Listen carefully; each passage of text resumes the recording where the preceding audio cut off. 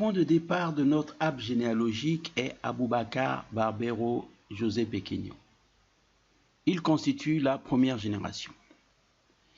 Il a eu 14 enfants qui constituent la deuxième génération et déterminent 14 lignées. Les enfants des parents de la deuxième génération constituent la troisième génération et ainsi de suite. Et que votre père ou votre mère, votre grand-père ou votre grand-mère, votre arrière-grand-père ou votre arrière-grand-mère figure dans cet arbre généalogique, alors vous êtes membre de droit de ce groupe.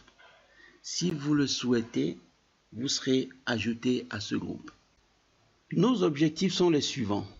Consolider les liens familiaux, travailler pour l'unité de la famille, valoriser nos langues et traditions, œuvrer pour la promotion de l'image de la famille au sein de la société. Vous parlez de l'organisation que nous envisageons de mettre en place pour atteindre nos objectifs.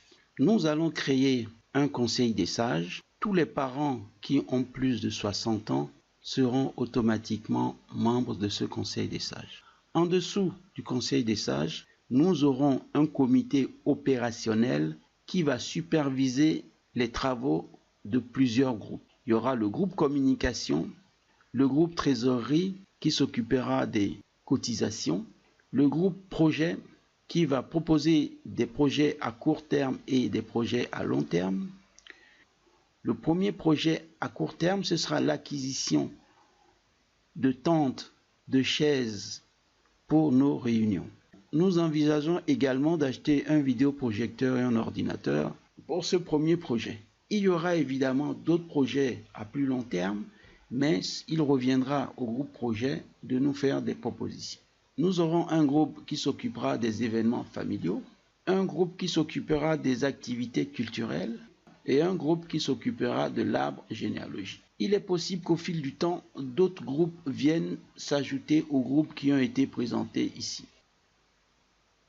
Maintenant, je vais vous faire une présentation rapide de notre application Arbre généalogique. Voici l'écran d'accueil de notre application. Je vais cliquer sur Arbre généalogique. Ensuite, ici, je vais taper Aboubacar et je clique sur Rechercher. L'ordinateur me propose deux Aboubacar. Je vais faire un double clic sur le deuxième Aboubacar et cliquer ensuite sur Rechercher. J'ai donc ici tous les enfants, petits-enfants, arrière-petits-enfants d'Aboubacar qui apparaissent automatiquement. Remarquez cette flèche dirigée vers le bas qui concerne Ignacio Suleiman. Si je clique sur cette flèche, le détail des enfants, petits-enfants de Ignacio, tout le détail disparaît.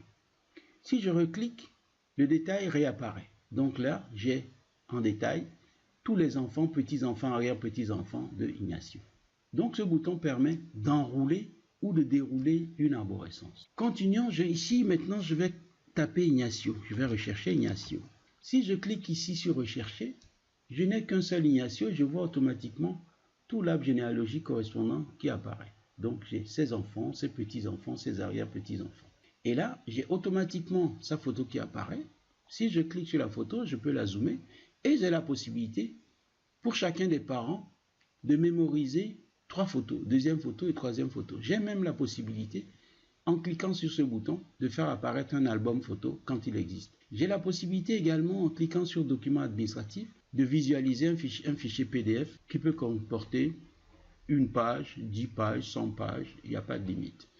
Et j'ai ensuite également la possibilité, en cliquant sur le bouton vidéo, de visualiser une vidéo qui concerne le parent qui a été sélectionné ici. Je vais continuer en faisant d'autres recherches. Je vais cliquer, je vais taper ici Hachimi. Si je clique sur Rechercher, il se trouve que je n'ai qu'un seul Hachimi, je vois automatiquement l'arborescence correspondante qui apparaît. Donc ici, j'ai les enfants, petits-enfants, etc. Je fais une autre recherche en cliquant ici sur Ibrahim. En cliquant sur Ibrahim, j'ai plusieurs Ibrahim. Je vais choisir André Ibrahim. Si je clique sur André Ibrahim, remarquez que quand je fais un double clic sur André Ibrahim vient s'installer ici. Donc si je clique sur Rechercher, j'ai toute l'arborescence correspondante qui apparaît. Je continue mes recherches. Maintenant, ici, je vais taper par exemple Blaise. Si je clique sur Rechercher, j'ai deux Blaise. Blaise Isdine, je fais un double clic sur Blaise Isdine et je clique sur Rechercher. J'ai donc la photo du parent et puis ses enfants et petits-enfants s'ils ont été enregistrés. Pour l'instant, je n'ai donc que les enfants. Et je remarque ici que dans les enfants, pour l'un des enfants, j'ai déjà une photo. Je continue. Cette fois-ci, je vais rechercher Denis. Denis, je clique. Eh bien, j'ai automatiquement les enfants, petits-enfants de Denis. Encore une autre recherche. Je vais rechercher par exemple Omar. Omar. J'ai deux Omar. Je vais cliquer, faire un double clic sur ce Omar et je vais faire rechercher.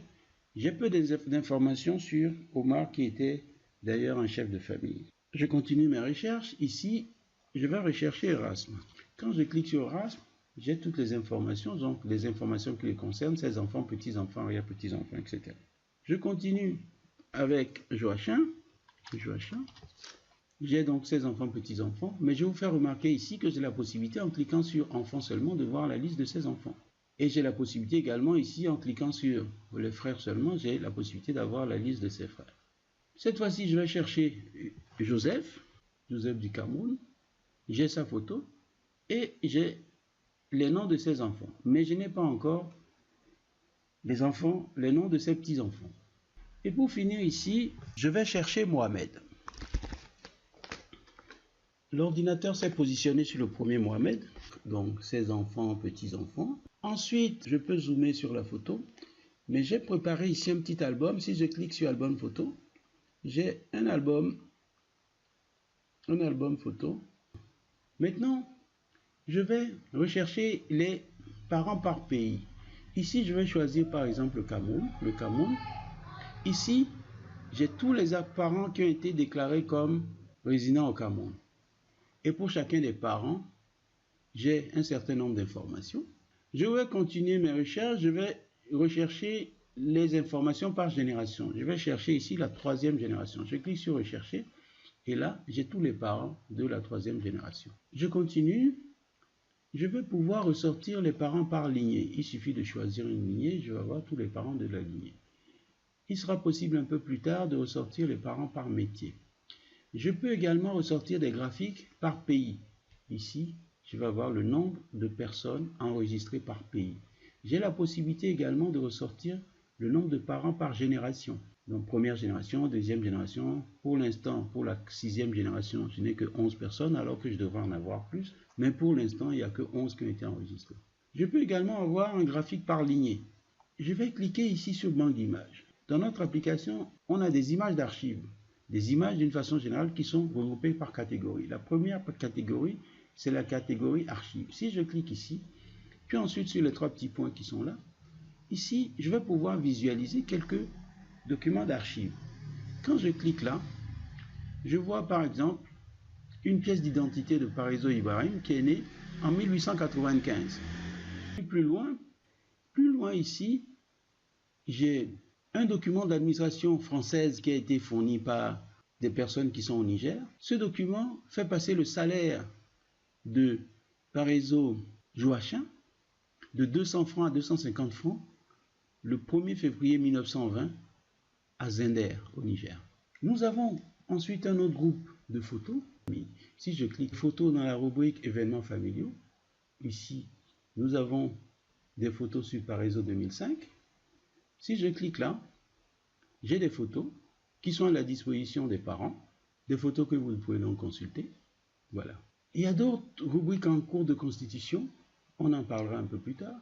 Ici, j'ai réservé pour la diaspora, j'ai réservé quelques dossiers pour les images des États-Unis, du Canada, de France, d'Allemagne, etc., etc.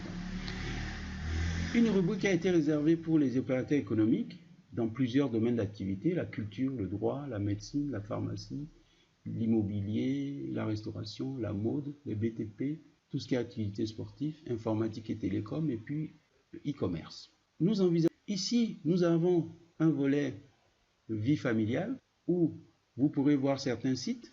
Là, par exemple, c'est Kota.